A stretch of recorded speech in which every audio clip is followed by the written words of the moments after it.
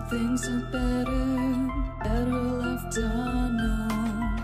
And I'll never find you here, 'cause no one's ever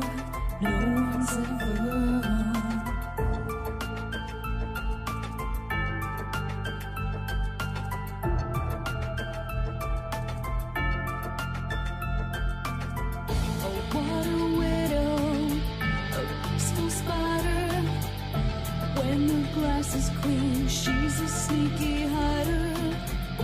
Hide the lies and the alibis. Oh, what a sinner is it in her?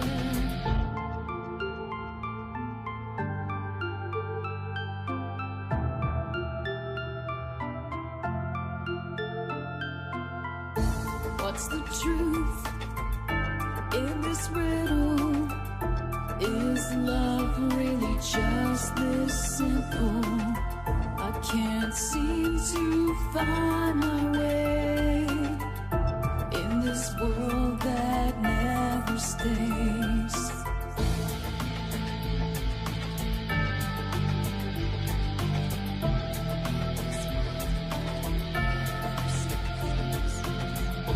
What a widow, a peaceful spider.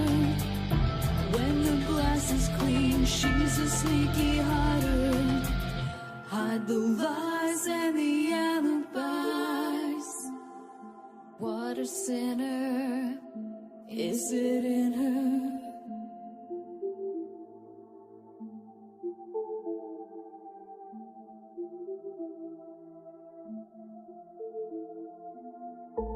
Is this real? Just illusion.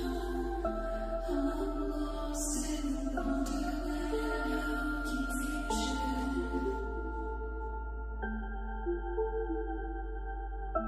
I'm lost in wonderland of confusion. Is this real or just illusion? Manifestation or a dark delusion? Is this real or just illusion? I'm lost in a wonderland of confusion.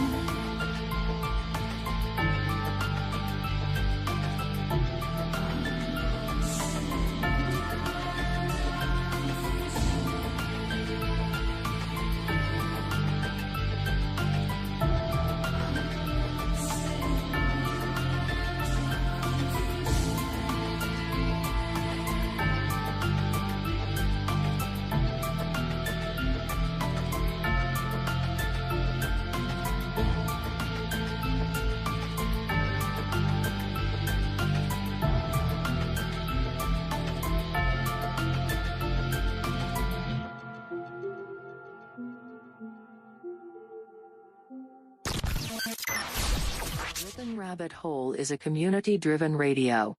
At times the community comments may reveal prejudices and other beliefs that we or our sponsors do not condone.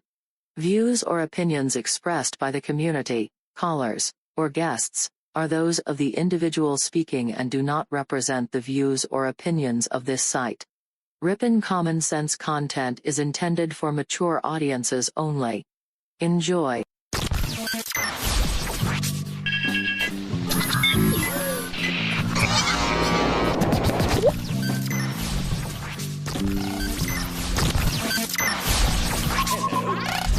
Hello.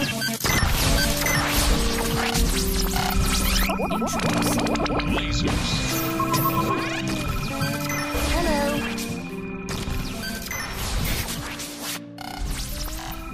This is My Life DIY and hi, this is JoJo. Hi, my name is Ash. Hey everybody, it's AJ the Rippin' Rabbit. This is Cynthia Sue Larson. This is your man Meta, aka Propagate This Light. And you're now listening to DarkWolf's Den. The DarkWolf's Den Show on Rippin' Common Sense Radio. This station is now the ultimate power in the universe.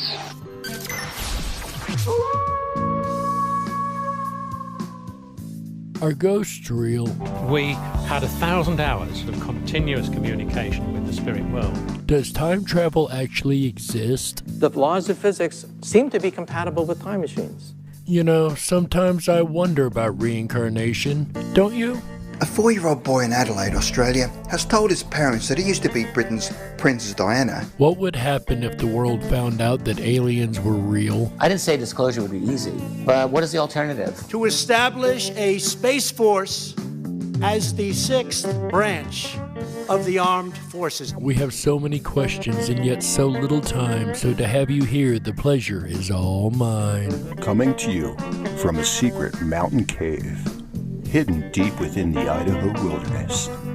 This is the DarkWolf's Den Show. Now, here is your host, Jerry Hicks.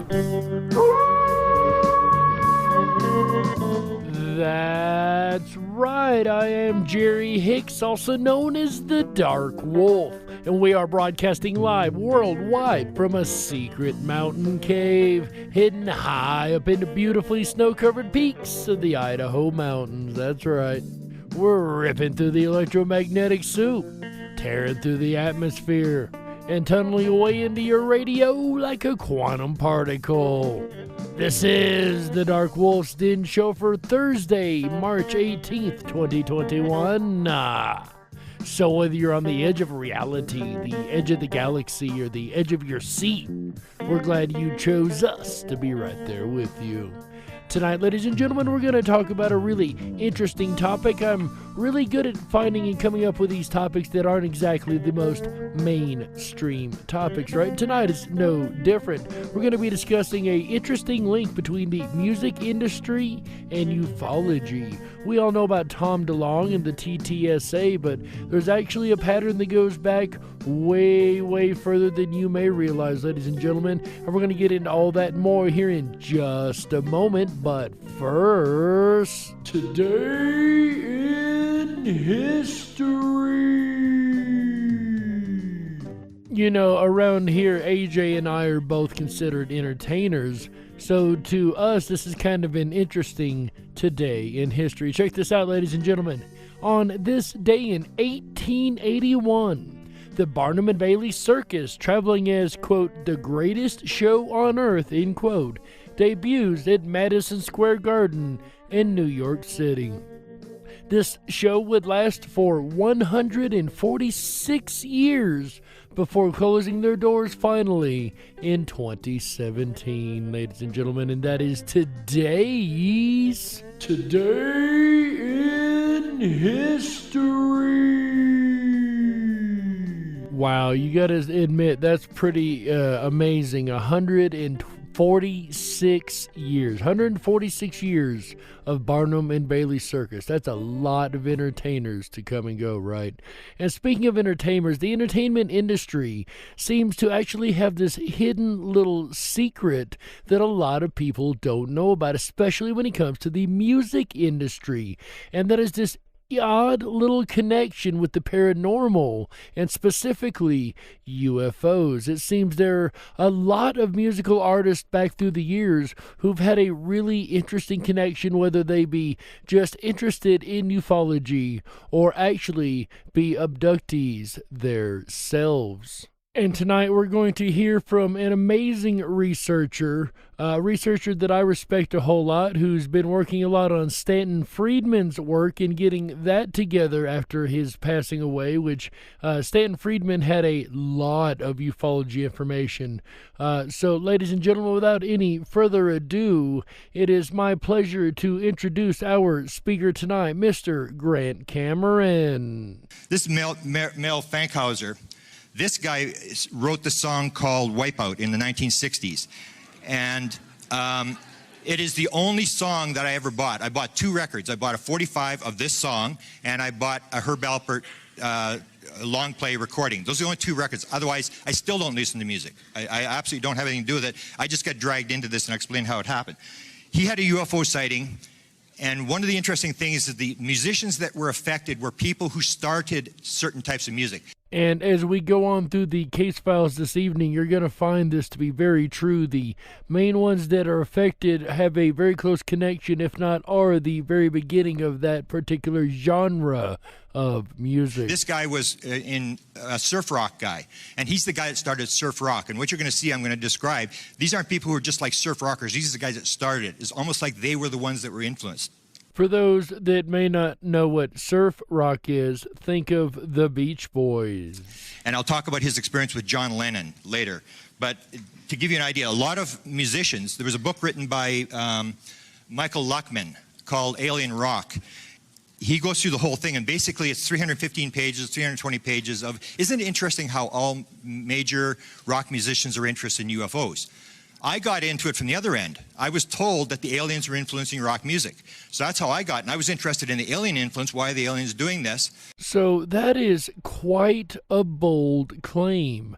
Yet a claim we are making tonight on this show, that aliens are influencing rock music. Yes, I know how crazy and conspiracy theory wild this sounds, but let's hear the evidence out before we make any judgments, right? When I sort of got dragged into this, I came across various musicians that have had UFO experiences. Alice Cooper is one.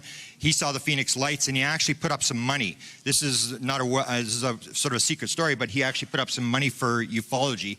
He's very much into it, but very private. And I happen to know that there are a few people in the music realm, not to count other high-paying realms, but in the music realm that do kind of fund some paranormal researchers and paranormal radio, things like that. None here at the Rippin' Rabbit Hole, that I can assure you, but there are those that have reached out to those that work in this field specifically to help fund their research.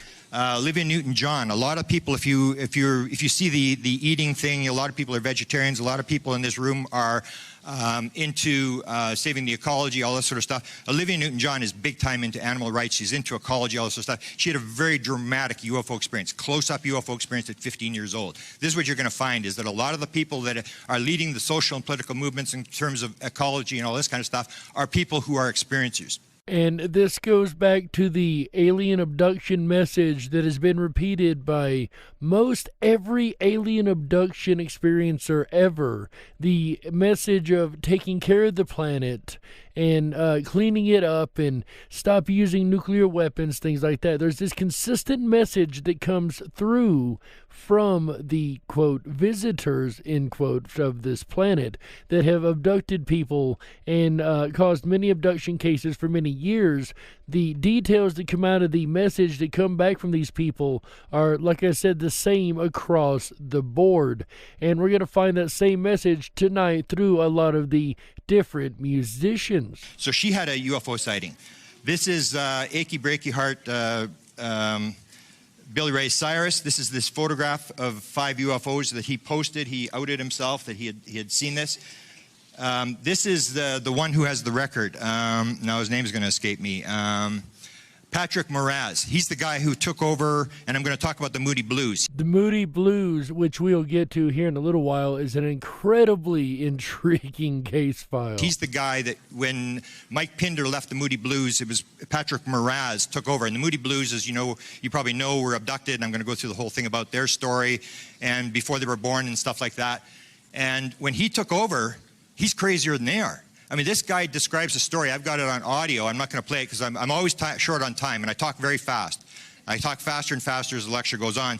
But Pat, as I realize I'm in time trouble, Patrick Moraz tells the story of 1977, or I think it's 1977, 1973. He's in Brazil, and he sees a fleet of UFOs, and he said thousands of them going over his head like a red freeway. He said all these UFOs. So you get this thing, like what's the chances that the head guy for the Moody Blues is big time into UFOs, he quits, and the next guy that takes over is even worse than him.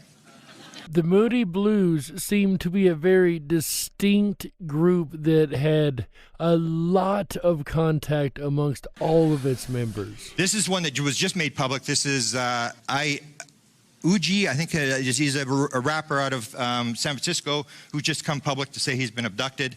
And it's amazing how many have been abducted. It's just unbelievable. This is one from Yvonne Smith's latest book, where she talks about an experiencer, Dawn.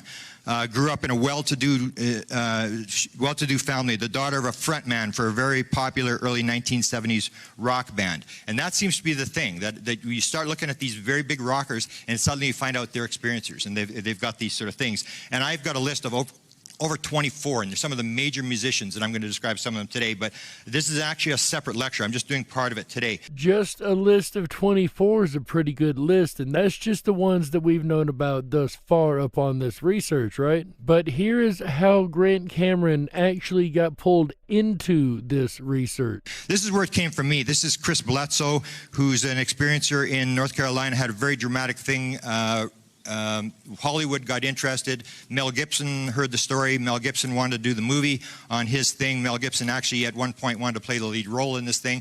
The two scriptwriters came to Chris Bledsoe and said, we want to do this movie. Mel Gibson wants to do this movie, and it's the story of the message that the experiences are carrying. It's not a shoot-'em-out alien movie. It's a story about the message. And they said this movie will be bigger than The Passion of the Christ. The Passion of the Christ did $620 million.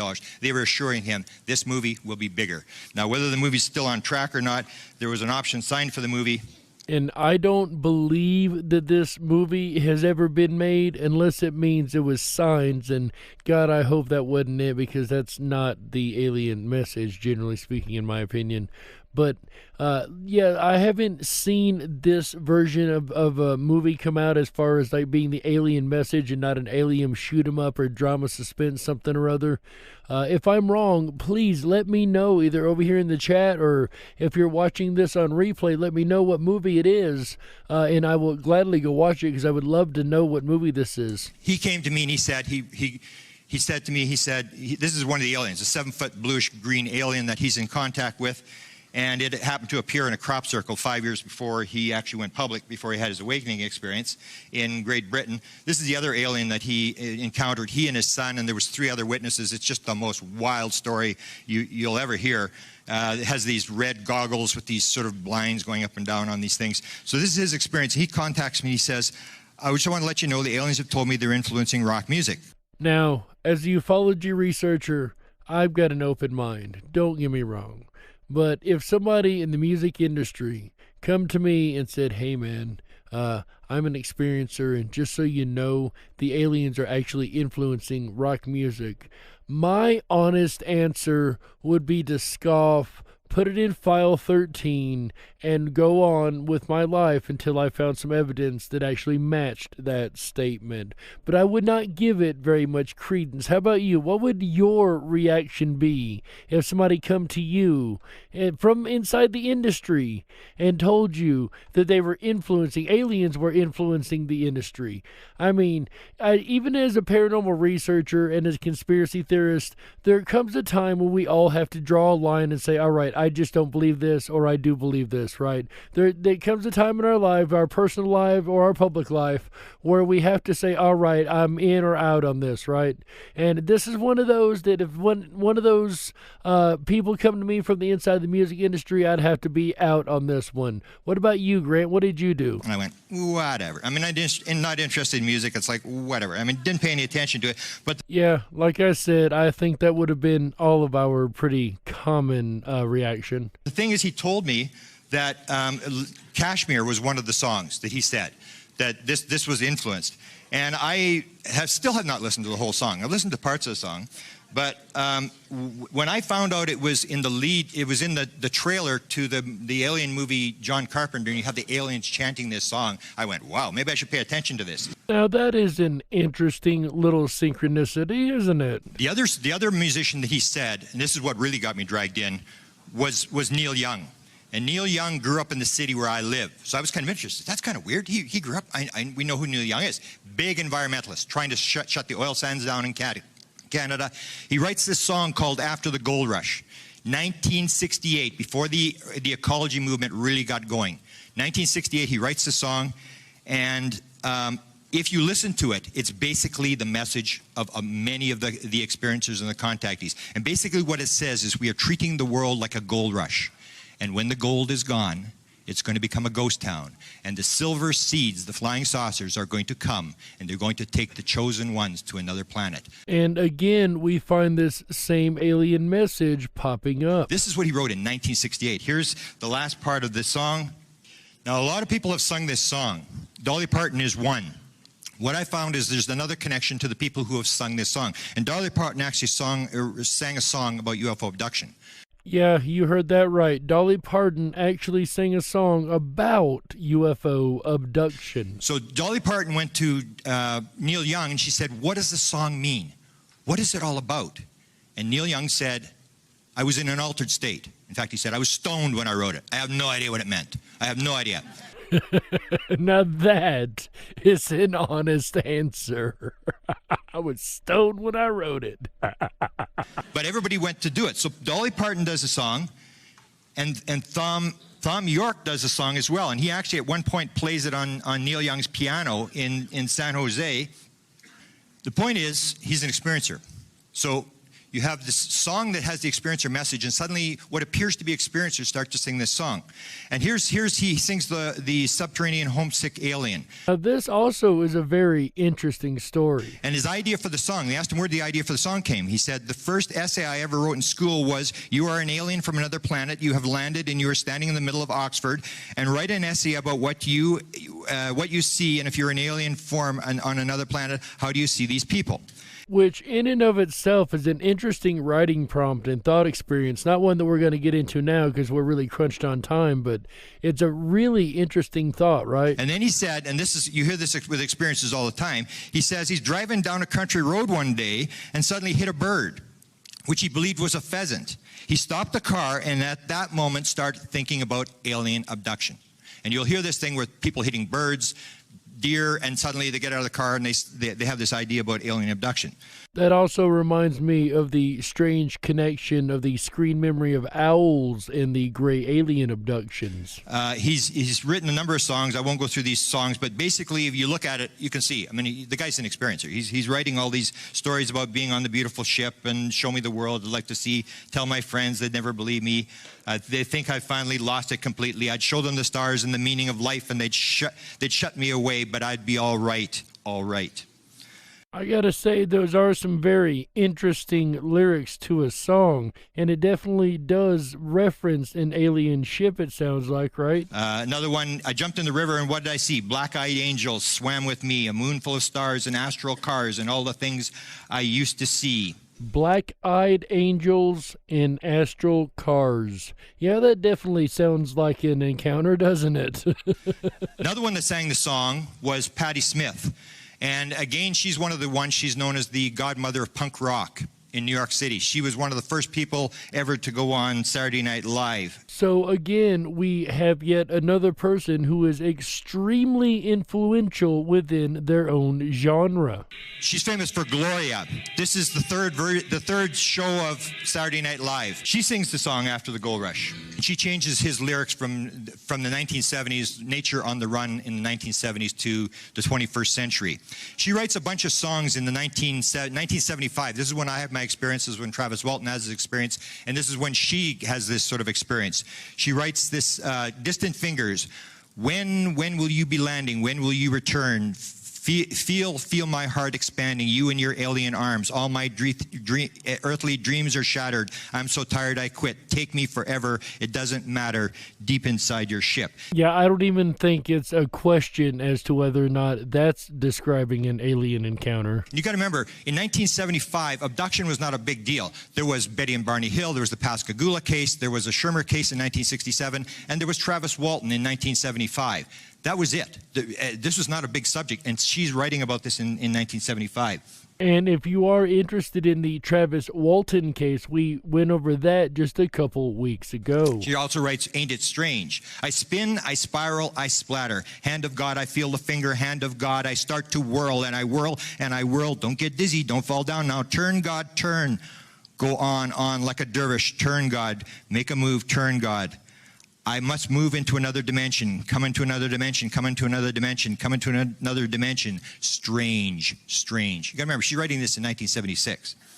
And there you've got the interdimensional idea, right? There's a lot of idea in ufology, like Mr. Jacques Vallée suggested many years ago, that the aliens may very well be interdimensional and not from outer space, which is something that's still highly in debate amongst ufology circles even to this day. She also makes the fact that she doesn't believe she's from here. You heard this last night. A number of people have been talking about this thing where they don't believe they're from here. And I think if you look around the world right now, most of us, at least most of us listening to this show, would agree. We don't feel like we belong here exactly right now, right? And she's one of a number of musicians who have made this claim that they don't believe they're from the Earth.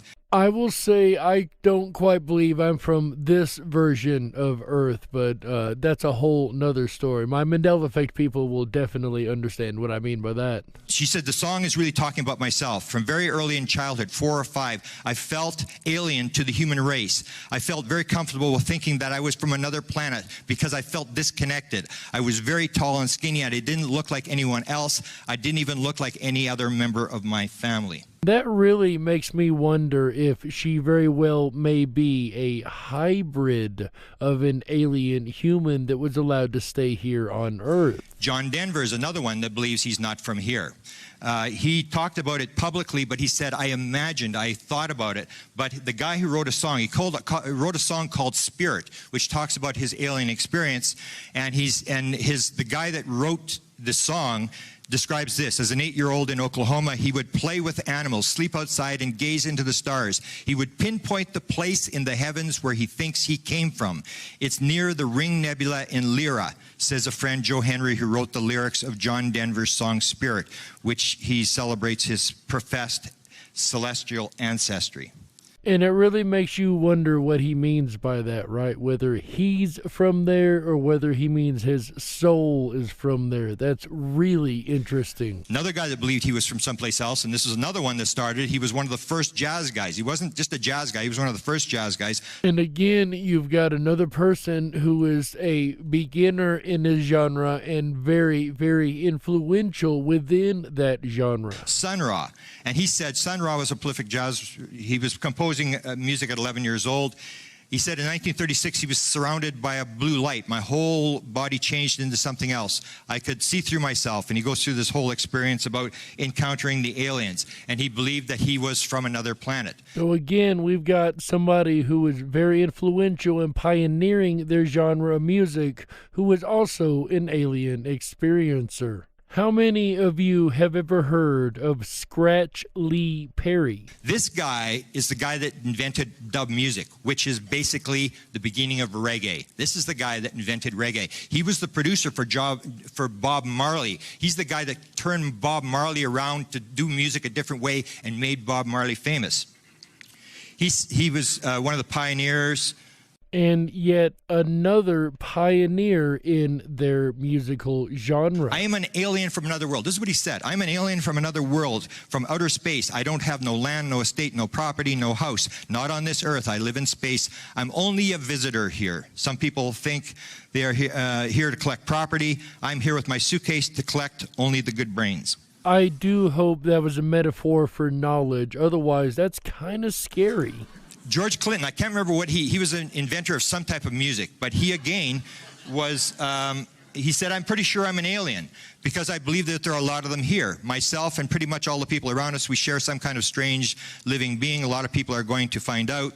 And he goes on and he talks about how he believes that he has an extraterrestrial ancestry. That's interesting wording because John Denver specifically wrote a song about his extraterrestrial ancestry. Jerry Garcia was another one that talked about the fact that he had this disconnection with the earth. And of course, he was from the Grateful Dead. And he had this he had a lot of ayahuasca experiences. Him and Sting from Police had this ayahuasca experience, and then they started the Rainforest Foundation, and they did all this stuff to save the rainforest. And he talks about this experience, stuck for 2 days on a ship, and with these beings, and he describes these beings that he encountered, and very dramatically influenced his life. He also, you'll see, he painted a UFO, and I think it's $185,000 if you want to buy it. So be good. You want to buy the painting that Jerry Garcia did of his UFO experience? Another extremely influential musician, and that's in the rock music genre, of course. this is another weird connection with musicians, is they end up in movies. This is, if you look on the, right there, the guy with the headphones, that's Close Encounters of the Third Kind, and that's Jerry Garcia. He's in the movie. And we do know that we do see a lot of musicians cross over into the movies. And it's interesting, the Garcias in Close Encounters of the Third Kind, right?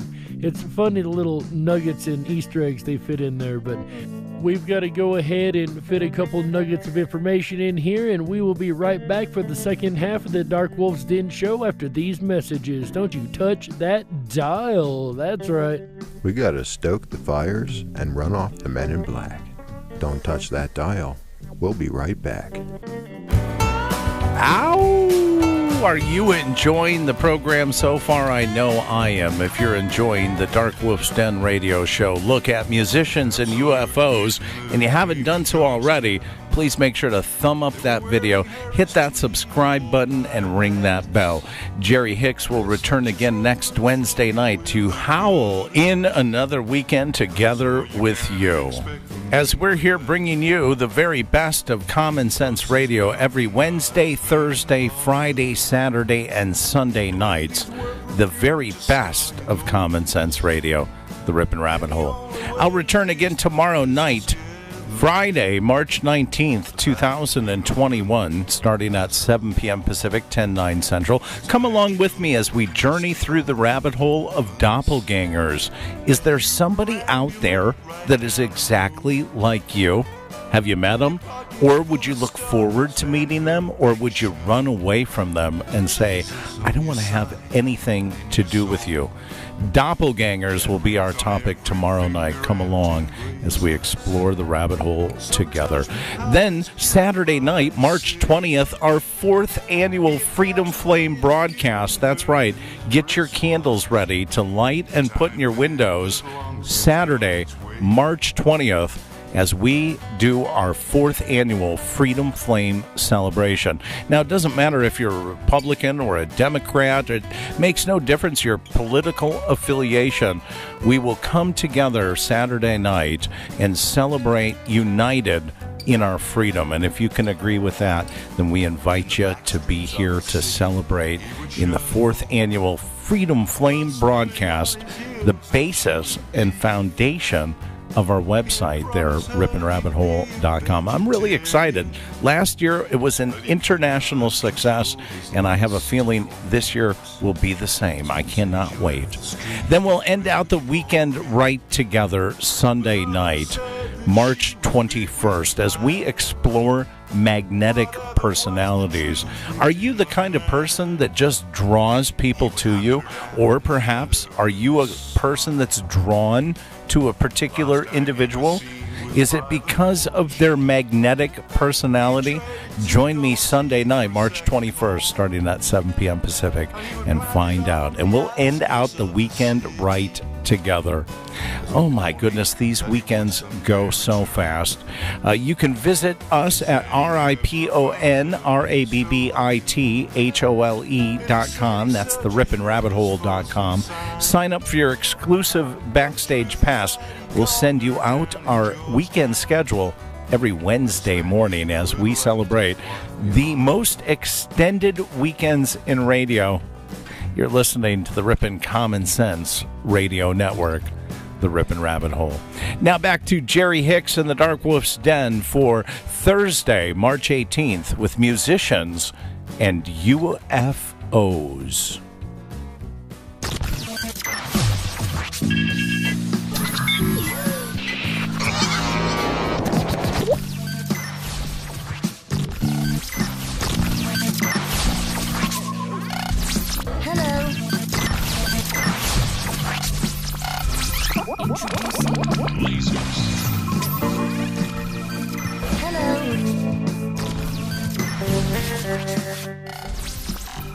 This is My Life DIY, and Hi, this is JoJo.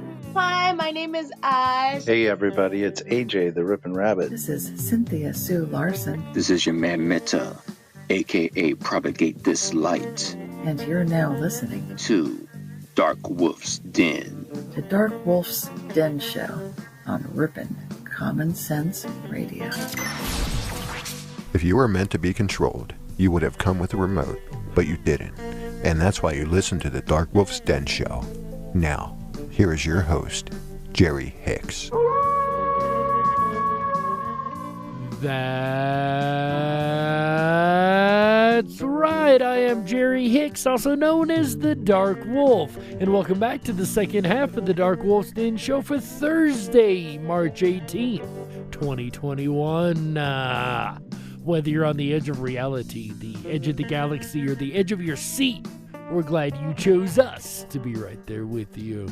Tonight, ladies and gentlemen, if you're just joining us, we have been discussing musicians and the interesting link they have to UFOs and UFO experiences. And there's actually been a very large number of people that pioneered their genre that have been involved with UFO experiences, a larger number than I would have thought. And these are actually really, really well-known names like Jerry Garcia, Dolly Parton, and John Denver, to name a few. And when we went to the break, we were discussing artists that were describing the idea that they believe that they're not from this world. And the next one, I gotta say, really doesn't surprise me all that much. And ladies and gentlemen, without any further ado, our speaker this evening, Mr. Grant Cameron. Another one, Michael Jackson, clearly believed he was from someplace else. For those listening around the world on radio, and for those listening on YouTube also, I have to ask, do any of you even a little bit feel surprised by the idea that Michael Jackson feels like he's not from this world, right? He said of all the Grammys he ever won, the one that he was most proud of was the one he did, E.T. the Extraterrestrial. He did the recording for children for E.T. the Extraterrestrial. He read it. It was the best one he had ever won, according to him. According to Michael Jackson, this comes from Michael Luckman, who knew Michael Jackson in New York City. According to Michael Luckman, who had spoken with Jackson, said in November 2001 that he believed he was once an alien. And that's one of the reasons why he was a great fan of the movie E.T. and Men in Black. Michael identified the planet where he came from, and he was very, very open about this kind of stuff. Now, again, that is second-hand information and wasn't directly from Michael's mouth. That was from somebody saying Michael said this. So we're going to take that particular one with a grain of salt, but considering the person it was, it's not a stretch to believe that one, right? At least not for me, anyway. Jimi Hendrix is a big one. Hendrix had an incredible encounter. Listen to this one. Jimi Hendrix is actually a book written on him, I think. He told the New York Times reporter he believed he was from Mars. There are other people in the solar system, you know, they have the same feelings too. And he goes on about how he believes that he has this thing, and he actually has there's actually a book, and this was put out by Curtis Knight, and I checked Curtis Knight. He's actually on the albums with Jimi Hendrix, so he's not some guy who just maybe met Hendrix once or twice. He was very close with Jimi Hendrix. He writes this book about Jimi Hendrix's connection with UFOs, and there he is on the album to show that he's actually a real guy, this Curtis Knight. And they tell this story about getting stuck in a snowstorm in New York, and this is Knight telling the story, and this alien comes up. He stood 8 feet tall, his skin was yellowish, and instead of eyes, the creature had slits. His forehead came to a point, and his head ran straight through to his chest, leaving the impression that he had no neck. The being proceeded to float to the ground. They got stuck in a snowstorm, in a snowdrift. They floated to the ground and glided towards the van. The snow was melting in the wake of the creature. His body generated tremendous heat, and the snow disappeared around in all directions. In a matter of what seemed like seconds, the being came to the right-hand side of the van where Jimmy was seated and looked right through the window. Jimmy seemed to be communicating telepathically with it. Which is something that we classically find across a large amount of abduction cases, is the ability of the alien to telepathically communicate with the human. And the alien melts all the snow, and basically get out of the snowstorm and they take off. And Elvis Presley, there's a book, I actually was provided a copy from the person who wrote the book. It's a very rare book. There's actually a book about Elvis Presley, The Blue Light Over the House. And of course, we know that Hendrix was extremely influential in the music industry, as well as Elvis, of course, to this day is still an extremely influential person in musical artist lives. A number of times that he and his hairdresser and his manager and his father, all these different sightings that Elvis Presley had, and that the story is that when he was 7 or 8, he was encountered 2 beings who came and they touched him, and when they touched him, he could see himself on stage later in his life with the white suit on and playing, that he had this direct connection with somebody else. And I gotta say, that is the first time by my recollection that I have heard the Elvis Presley case file. So there you go, ladies and gentlemen. That's a new case file on me, and probably a new case file on you guys, I would guess, right? Did you guys know about the Elvis Presley alien encounter case file? Go ahead and put a 1 in the chat room over there if you knew about that already. Put a 2 if you had never heard of that like me, and put a 3 if you just feel like putting a 3 and want to be indifferent, right? This one's really weird. Ellie Goulding, she's sort of very popular now. I think I've got her song here. And the one song that I know Ellie Goulding by, and I know there's a couple that she's done that I like, but the one that really caught my attention was her first one, Anything Could Happen. And if you look at the music video, it's full of these weird metallic orbs on what almost looks like an alien landscape of a beach, right? It's a really, really intriguing video. One that I'll probably play in the backstage tonight to emphasize my point, and it's a really awesome song too. But the influence is very clear in her work, I would say. Her fear of the dark. Of course, all experiences have this fear of the dark, or a lot of them do. She has this fear of the dark. So basically, it's pretty clear. This is like an experience here. The other thing she talks about is the fact, and this comes up a lot with musicians, she's obsessed with triangles. She has only one tattoo, and it's on her wrist. Tattoo of a triangle on her wrist. And in the video that I just mentioned, the Anything Could Happen video, there's some triangles sitting around again on this alien-looking landscape beach along with these big round spheres. Very, very intriguing video.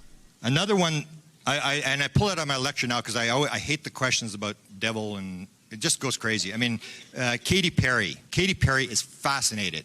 She has all her songs. She sings the E.T. songs. She has the triangles on stage. There's triangles everywhere. And a lot of people, when they analyze and break down these performances that are done by a lot of these artists, a lot of them point to the triangles and say, look, that's Illuminati symbol, that's evil symbol. However, it may not be the symbol that we think it is. It may be, once again, a hijacked symbol by the elites, the pyramid symbol, the triangle symbol, if you will. Perhaps it is more of an alien message symbol than it is an elite's evil symbol. I don't know, it's just speculation, but it very well is possible. It's not the first time we've seen them do this. The swastika was actually a very old, ancient symbol of love until the Germans got a hold of it back in World War II, and now the symbol is considered a much, much different connotation. But that's not how it started. It got hijacked, and perhaps that's the same thing with the triangle and the pyramid shape. Perhaps it goes back to an alien message, and we have had it hijacked by the elites, and it now looks like an evil message. Just a thought. But I pulled it out because I always have to face, this is the devil, this is not aliens, and I just can't take it. John Lennon is one. Now, we all know that John Lennon preached a very love-filled message, right? A very love the earth, love each other filled message, which is basically the alien message, right? John Lennon is one. Everybody knows he had a sighting in 1974 in August on a penthouse. Here he's actually pointing to the place where the UFO was. And at the time he was with May Pang. He'd broken up with Yoko Ono, later would get back together with Yoko Ono, but at that time he was with May Pang. And he tells the story, the thing's flying along, he's naked on the balcony, she's in the shower, he's yelling at her, get out here, get out here, and he's yelling, he doesn't have his glasses on, he's short-sighted. This thing is so close, he said he could hit it with a brick, he could see it very clearly, had these lights all around the thing, and I always say, why do have UFOs have lights on it? So you can see it. He has all these weird lights, these big bulbs on it, has a red light on the top, and he's yelling at her, she comes out, they're trying to take photos of this thing, they're yelling, they're screaming, the event takes 10 minutes. So the story goes down that he has a UFO sighting. May Pang starts telling the story years later, and you can...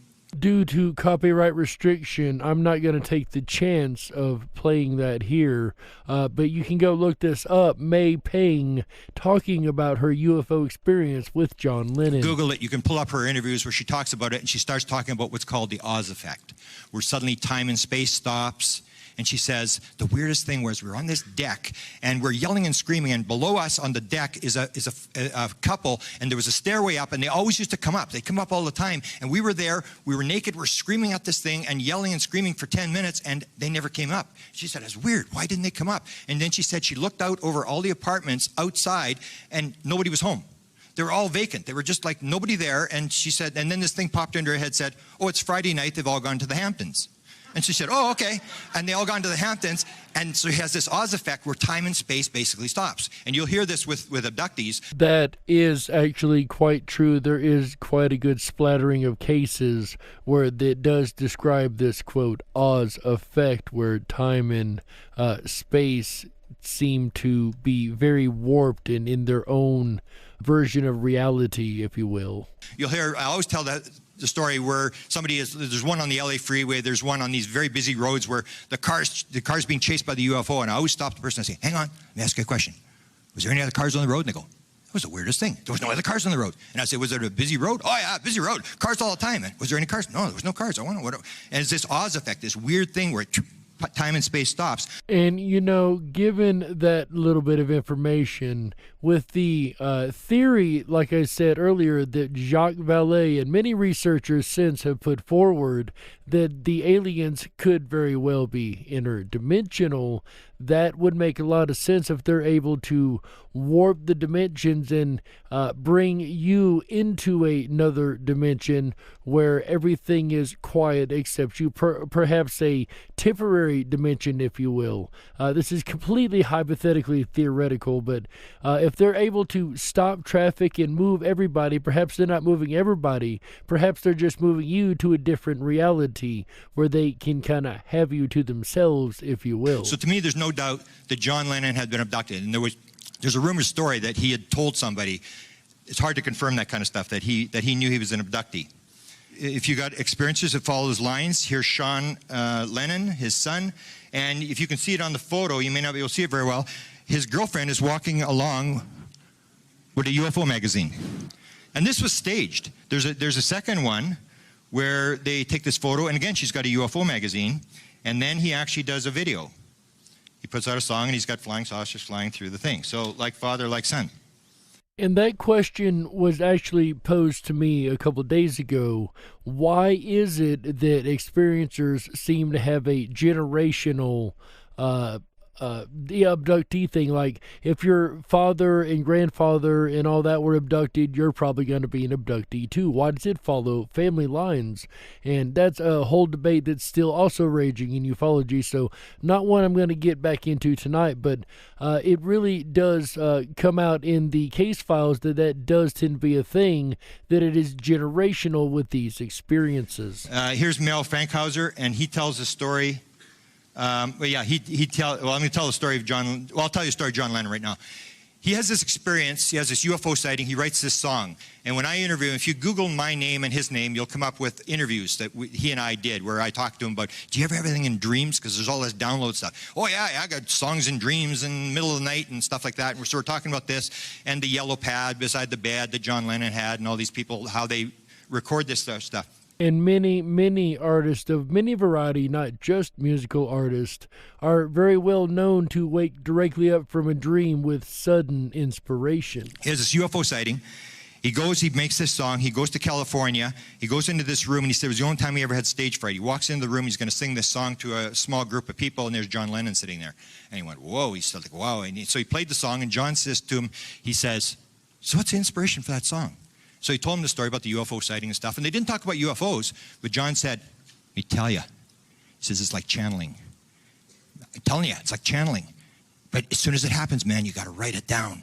Write it down as soon as it happens, because if you don't, he says the song will lose its freshness. And he said a lot of the songs we did for the Beatles would have been way better, except that we couldn't get into a studio for 2 months. Now, that is a very interesting thing. Another thing about it is a lot of movie directors and producers and writers will tell you, especially writers, will tell you that if you get an idea and you don't jump on it and write it down and go for it right then, somebody else in the world has also got the exact same idea at the exact same time and is working on the exact same movie.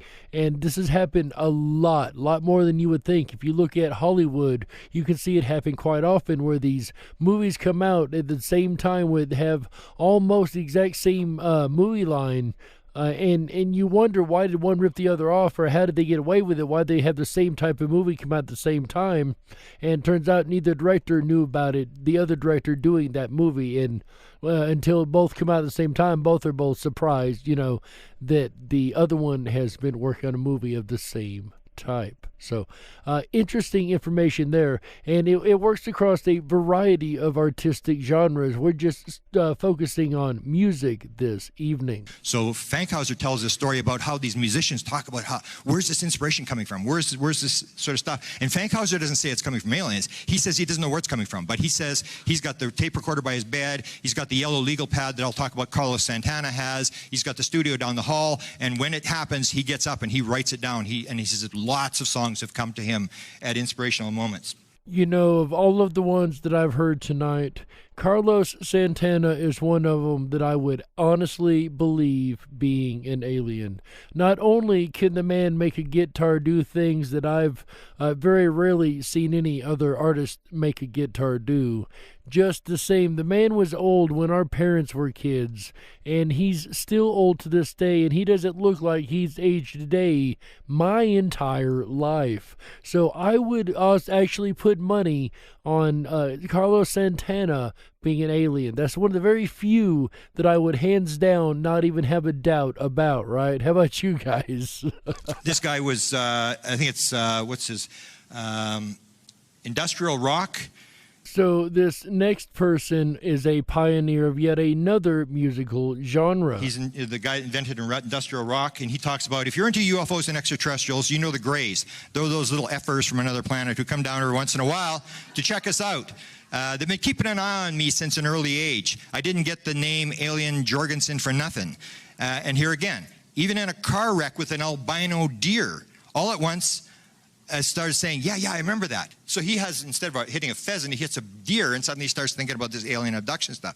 And he goes on quite a bit, and he talks about how they took the baby from his wife, and he goes through the whole thing. So you have this connection. Now, this right here sounds like a very hardcore experiencer, both him and his wife. And I would argue that his wife was probably an abductee who was part of the hybrid experiments that we've heard about amongst the case files in the last 10 or 15 years. David Bowie was one of the big ones. David Bowie will not talk about it anymore, but Michael Luckman knew his wife very well and got a lot of the stories. David Bowie, he said, I've always felt like a vehicle for someone else, but I've never really sorted out what it was. There's a feeling that we are here for another purpose. The album, he became famous for this Ziggy Stardust in the early 1970s, the alter ego Ziggy Stardust, a rock star who acts as a messenger for extraterrestrial beings. Again, you got to remember, this is the early 1970s. It's not big like it is now. Nobody was talking about aliens coming with messages. This is big time now. It wasn't then. And of course, like we've said before, the alien abductees definitely have a very clear and definitive message that they bring. And here's another one with this connection to movies. He plays Jerome Thomas Newton, a humanoid alien from the movie Man Who Fell to Earth. So it's this basic story of an alien that comes here to give a message to the world. In 1983, he plays the vampire in the movie The Hunger, which was written by Whitley Strieber. And at 1983, Whitley Strieber didn't even know he was an abductee yet. So then you have David Bowie in Whitley Strieber's movie. And of course, Whitley Strieber, a fellow paranormal radio talk show host and experiencer himself, that has had a lot of research as well as personal experience with the ufology field and the alien abduction phenomenon, himself having been abducted a numerous amount of times also. But yeah, David Bowie and Whitley Strieber working together. Now that is a heck of a team, and you've both got experiencers there who are sharing this alien message and producing content. So, I mean, it just really is interesting that you've got all these experiencers on the inside of the entertainment industry. David Bowie believed he was one of the light people ETs from another planet or dimension that included Dylan, Galileo, and Jimi Hendrix. As a 12-year-old, he believed aliens were visiting him at night to study his habits. He contributed to a UFO magazine in London in 1969. He made 6 or 7 sightings a night for a year, and then they name up a bunch of witnesses. He used to apparently when he was in the States, he'd have a limo with the sunroom, and he'd a sunroof, and he'd have the telescope sticking out the sunroom, and he was watching the stars. So yet another one that really doesn't surprise me, David Bowie. What a quirky entertainer he was, and it really explains that quirkiness. And ladies and gentlemen, that's all we've got time for tonight, unfortunately. So we're definitely going to have to do a part 2. I didn't expect this, but there's so much more information to cover on this topic. We have barely even scratched the surface. So what we're going to do is we're going to pick up next Wednesday, March the, I don't know, I can't even do math that well, right? March the 24th, ladies and gentlemen, with part 2 of Musicians and UFOs. And that is going to be it for this episode, ladies and gentlemen. What do you think? Do you think that there is a large connection between UFO experiencers and abductees? Do you think they have infiltrated most of Hollywood and perhaps they're trying to get the alien message out to the rest of the world in a undercover and secretive way? We know they definitely put this message out quite a bit that aliens are coming, but perhaps there's another group that are putting out the message that the aliens want about loving each other, loving the earth, and being caretakers of the earth itself. And we can get into so much more on Wednesday, the 24th of March, 2021, when we pick back up for the rest of this discussion. All right, ladies and gentlemen, in the end, all you can do is listen to the evidence presented, apply a little common sense, and in the end, you be the judge.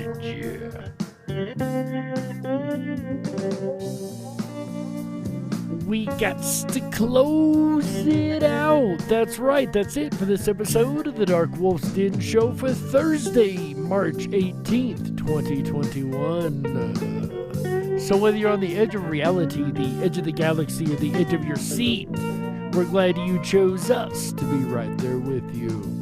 The den may be closing for the weekend, ladies and gentlemen, but don't you worry, the weekend fun has only just begun. Make sure you come on back to the Riffin' Rabbit Hole and the riffinrabbithole.com on Friday, March 19th, 2021, 7 p.m. Pacific, 10/9 Central, for AJ the Riffin' Rabbit, the other animal of radio here on Riffin' Common Sense Radio. And the Riffin' Rabbit Hole live show, that's right. On Friday, he'll be discussing doppelgangers. At least one of him will. Him or his doppelganger, one of the two, right?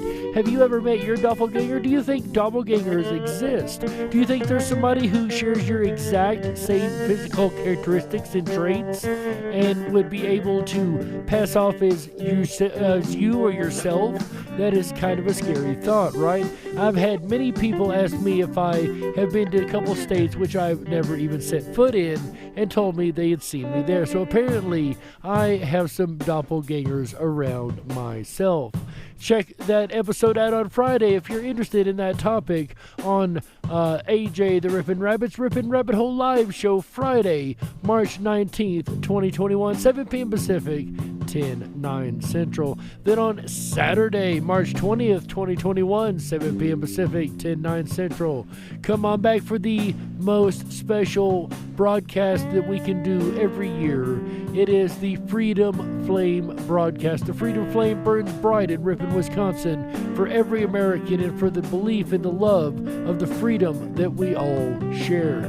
This is a very, very, very special broadcast for us. This is your Bring a Friend night. So make sure that when you receive the email next Wednesday, that you bring a friend and send that email out and get everybody you can to come join us for this very special episode. It is a Freedom Flame broadcast, but it is not politically based. It does not matter if you are a Democrat or a Republican, a black, white, yellow, red, male, female. There's no lines drawn here. Everybody is welcome to celebrate the Freedom Flame March 20th, 2021 on Ripon Common Sense Radio, right here on the Ripon Rabbit Hole Live Show with AJ the Ripon Rabbit. That is a very incredibly special episode that we do every year here. This is our 4th annual Freedom Flame broadcast, and I could not be more proud to be a part of this network. I unfortunately won't be able to join the broadcast that evening, but I guarantee you I will be there in spirit because I am very, very passionate about freedom. Then on Sunday, ladies and gentlemen, March 21st, 2021, 7 p.m. Pacific, 10/9 Central, AJ will be back one more time to round out the weekend right with the show on magnetic personality, right? Do you have a magnetic personality? Do you attract people to you naturally and make friends easily, or do you have a little issue with these things? Well, make sure you check out AJ the Rippin' Rabbit on Sunday, March 21st, 2021, 7 p.m. Pacific, 10/9 Central, right here on Ripon Common Sense Radio, as he discusses that very topic and rounds out the weekend right here on Ripon Common Sense Radio and RiponRabbitHole.com. And speaking of RiponRabbitHole.com, if you haven't been over there already, you are missing out. Make sure you over there and sign up for your backstage pass. That's right. You can get backstage with us, host, and hang out with us personally if you would like. That's right. Sign up for the backstage pass. You're also going to be signing up for our email once a week on Wednesday. The only email we send out, it does not get spammed, it does not get sold, it does not get given away. Your information is locked away only for the ability for us to send you an email with all the information of all the shows of the rabbit holes and the wolf's dens that we're covering every single week. And also, when you've got your backstage pass, make sure you drop by the VIP 24/7 lounge. That's right, that's where I'm going to be hanging out right after the show. I would love to see every last one of you guys over there. It's always a blast, a wonderful conversation with an international audience, and just absolutely fun. I just can't get over how much I enjoy hanging back there with the rabbits every single night. So make sure you come on over and join us. We would love to have you guys over there. Also, while you're over there, drop down the rabbit hole. That is our social media alternative. Come on over and check that out if you're tired of the big boys and their lying censorship. So that is one of my favorite hangouts. If you haven't, like I said, ladies and gentlemen, make sure you bookmark the RiponRabbitHole.com, because it will quickly become one of your favorite hangouts to hop around and enjoy all the information that we keep over there constantly. We've got news updated 24/7, all kind of information. It's something you do not want to miss. Make sure you bookmark it. Make sure you go visit it, and we would really appreciate the support, ladies and gentlemen. On behalf of Ripon Common Sense Radio, AJ the Ripon Rabbit, Chick Mandela Effect, Michael Musco, Walt House, and everybody involved on the team, as well as our mod team over there in the YouTube chat. Everybody that's helped make this show possible, we appreciate every last one of you guys.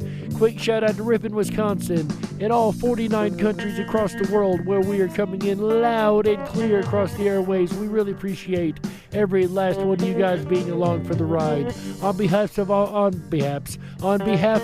these folks, ladies and gentlemen, my name is Jerry Hicks, also known as the Dark Wolf, and it is my honor and pleasure to serve you every week with such great information. Remember, until next week, ladies and gentlemen, stay awake, but dare to dream. Good night, everybody. How? Yeah.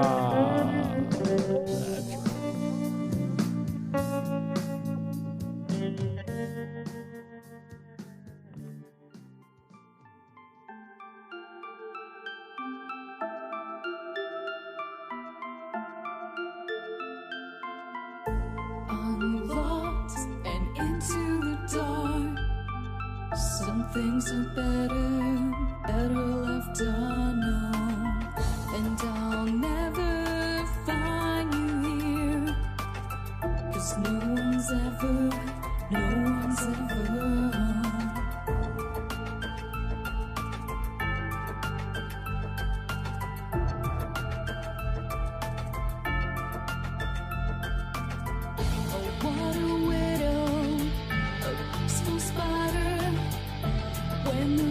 is clean, she's a sneaky hider.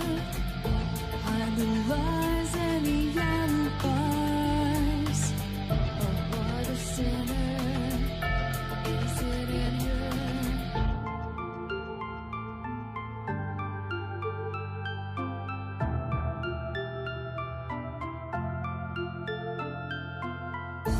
What's the truth in this riddle? Is love really just this simple? I can't seem to find my way in this world that never stays.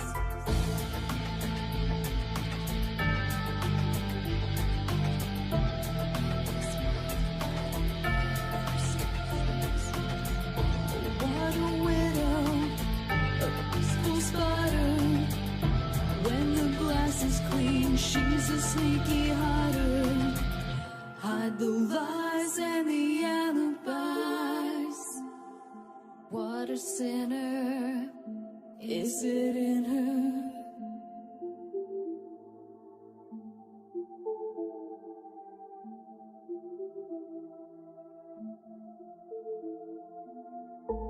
Is this real? Just illusion. I'm lost in wonderland of confusion.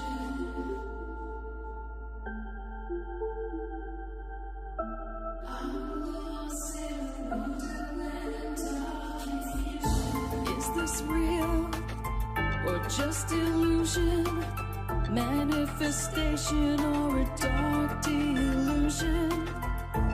Is this real or just illusion?